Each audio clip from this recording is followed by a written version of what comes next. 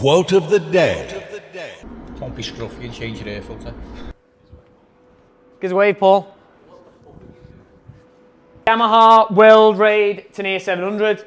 So we get this for full ECU mapping. We're not really doing much else to it. It's just full custom mapping. It's already got the decat on it. It's got the standard Acra cam, which is the homologated one. So it says Tenere. Ooh, ooh, ooh, ooh. And normally it's got baffles in there which you're not supposed to be able to remove. However, he's removed them, which is cool. So now we can just get straight on with the mapping. So we'll do a base run as it is right now, find out what the power is putting out and how it's fueling across the board. And then we'll just jump into the mapping. So we'll put a base map on there and then do full custom mapping. And we're gonna bring you on for the ride. So let's see what happens. Okay, let's go.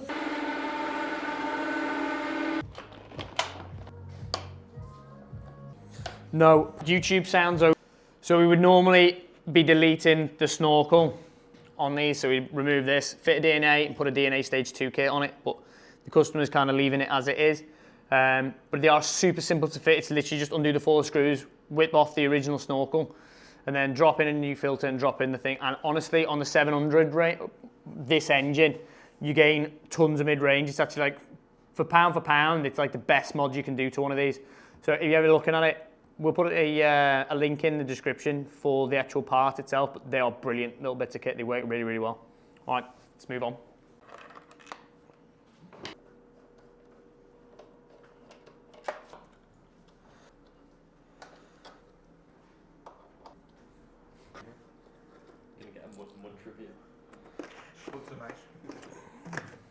Even when you eat them every single day. And there is an ECU. I just need access. So what I'm doing right now is literally just removing a little bit of the covering. I'll peel it back and then when I put it back together again, you won't know I've been in there. But it's just so I can get a takeoff from an RPM signal. We'll need TPS and RPM. For this, we get direct information from the ECU, so we're not too bothered about making sure that I've got a way of logging our TPS. That's really important when if I'm doing ignition mapping and stuff like that. But for this application, I'm able to see exactly what I need just through the data. So we'll just be taking RPM from here. Orange or grey and red. Let's go with orange.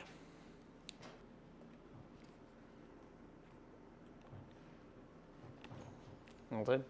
As a on-road, off-road bike, I just don't think they've got enough power. It's the only thing. It's for the road side of it. Wished. Dead into pancake dog. I don't want a pancake dog.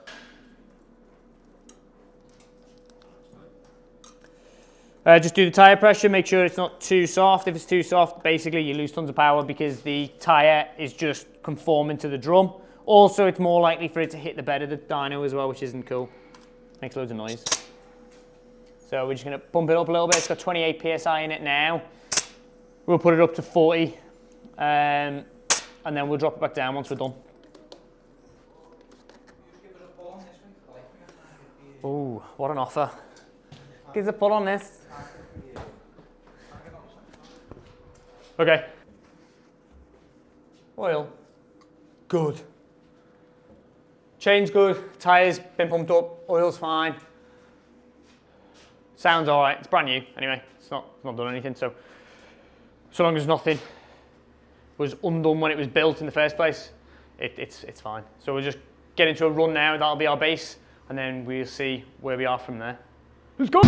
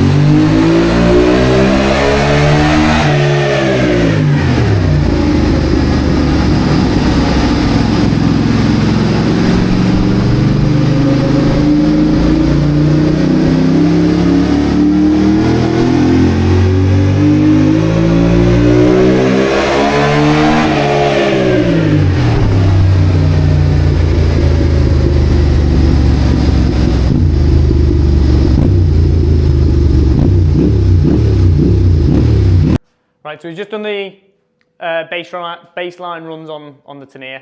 The way we do it is we've done, red is just boom, full chat from nothing.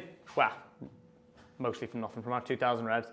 And you can see that the AFR, which is down here, which is what we're targeting, that's set at 13 right now, so it should be set more like 13.2. 13.2. So you can see that anything between the 12 and the 14 is okay. Anything above this line here, if you can still see that, that's then quite lean and it's going to make it run really poorly. It'll generate lots of extra heat and it doesn't feel nice.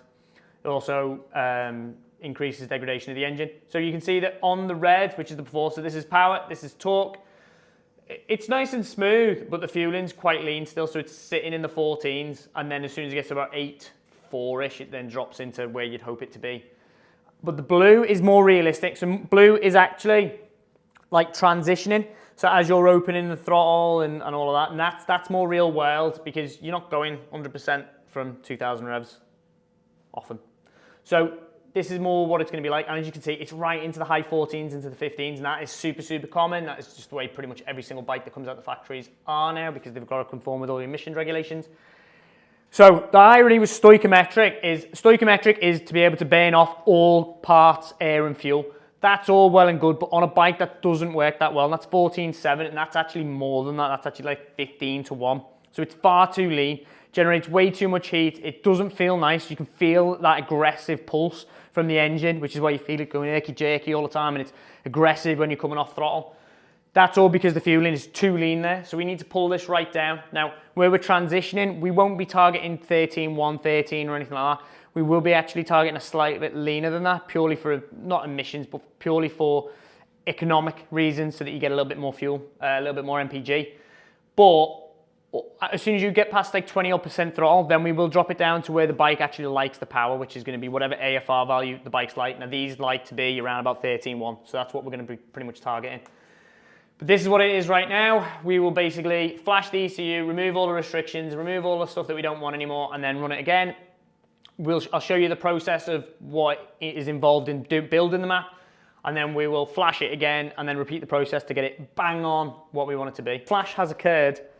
Now, basically, we'll get some fault codes normally because of the fact that it's been, the ECUs, for all intents and purposes, have been powered up with no sensors connected. So we're just going to clear the faults. Make sure there's no active faults on the dash, which there may be one, which will be for the traction control, but we'll clear that as well, hopefully. And then we'll get into a set of runs. 20 minutes later.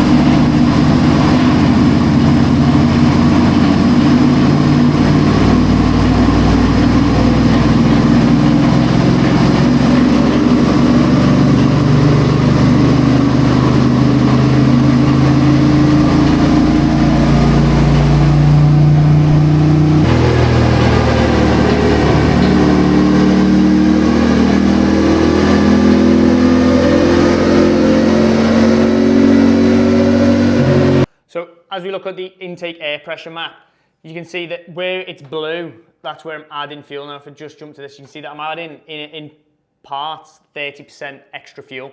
This area here is predominantly where you're at cruise in that 3,000 to 6,000 rev area. That is really where it's being tested quite aggressively for emissions. So because of that originally standard, it runs quite lean. Also the fact that it's got quite a big mod to the fact that the exhaust has been open right up. That's the area where it's going to change quite a lot as well. So the engines become a lot more efficient there, which means it's flowing a lot more air, which means we need to add a lot more fuel. So that's what we're doing there. But this is, as I said, this is the intake air pressure table. So we actually roll through this all the way across in all different percentages of air, and then also the revs as well. And we'll run through this, and then we also go back through the TPS. Looking at this graph, applying them changes to this data screen, and then we'll flash that back onto the ECU, and then we'll repeat the process. And now we'll do this as many times as it takes for us to get the AFR value that we're trying to achieve. So sometimes it can be 2 or 3 times, sometimes it can be a bit more, sometimes it can be a bit less. It just depends on the accuracy of it. Now this is actually a base flash from a bike that's very, very similar. So we're not a million miles away. I mean, that is 5%, 8% throttle, which is probably, you'd assume that's going to be the most affected. But then at 100%, we're kind of dancing really where we want it to be anyway. So if I zoomed out a little bit, that looks pretty good. We're going from 13.2, which is our target there, to like 13.6. So realistically, if that was just a postal flash, which is what we obviously offer quite a lot, that's pretty damn good. You're not going to gain any power from us changing those figures. It's more for the fact that this is just perfecting it for the sake of the fact that it's on the dyno. But realistically, out and out, that's as good as it's going to get. We'll just quickly show you the graphs. Drum roll, please. That is your before and after. So as you can see, before it was just stonking lean everywhere. Now we're on the line. I mean, you'll get a little tiny bit of deviation, even run to run. It's not going to sit in exactly the same position, but you can see that it's there or thereabouts. And that's the same for all throttle positions. So as you're rolling through, it does the same. So it's going to be a million times better. You can even see that it just lifts loads. So albeit the out and out power is gain 3, but in that mid-range, you're at 5, 6 brake better off. And that is purely from just the mapping. That's got nothing to do with anything else. We didn't change any physical components on this. It was just from fueling and ignition adjustments. So pretty happy with that. It's pretty good. We're just going to test it on the road and just make sure it feels nice and smooth on the road as well. And then we're good to go.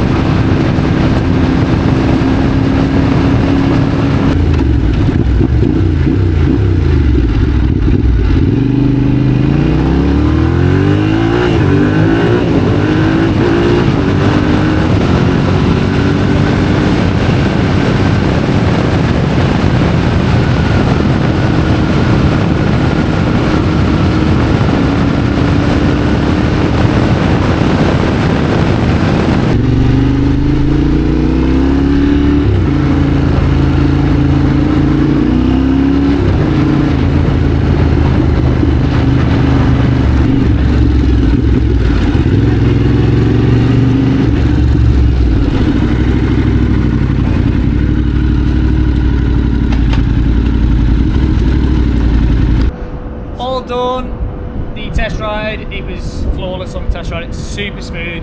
You can see that I'm able to hold it like 2,000 revs in like 6th gear, just bimble along at 30 mile an hour. And then it'll just pick up from there as well.